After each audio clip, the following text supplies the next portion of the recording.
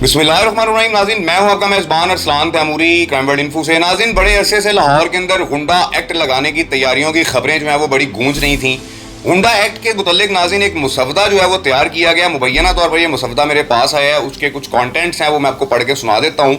हुंडा एक्ट किन लोगों पर लगेगा, कौन लोग इसमें शामिल होंगे, क्या मामला है और क्या उनकी कैटेगरी होगी। इस मुसवदे के कुछ पार्ट्स जो है वो मैं आपको पढ़ के बता देता हूँ कि हुंडा एक्ट का क्या सिलसिला चल रहा है। लेकिन एक मुबैना तौर पर टिकर है जो जारी किया गया है महकमा दाखिला पंजाब की जानिब से, जिसमें लिखा गया है महकमा दाखिला ने पंजाब कंट्रोल ऑफ हुंडा टेक का मुसवदा तैयार कर लिया।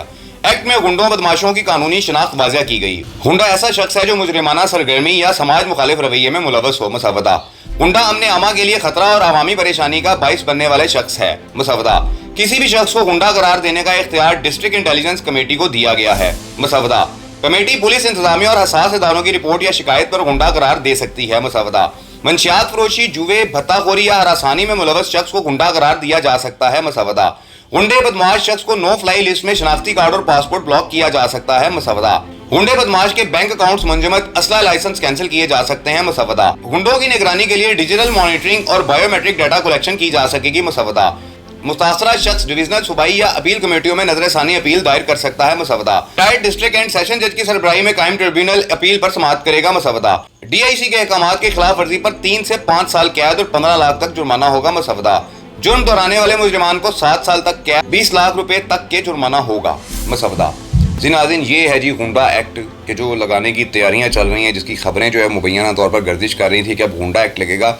नाज़रीन, जितने बड़े बड़े दुश्मनदार हैं ये सब इस गुंडा एक्ट के अंदर जो है वो शामिल हो जाएंगे कि जब देखा जाएगा कि अब इनका कत्ल वारत बढ़ गया है या चल रहा है तो इन तमाम अफराद को गुंडा एक्ट के तहत जो है वो पकड़ लिया जाएगा, इनकी एक्टिविटीज़ को, इनकी इंटेलिजेंस रिपोर्ट को मद्देनज़र रखते हुए।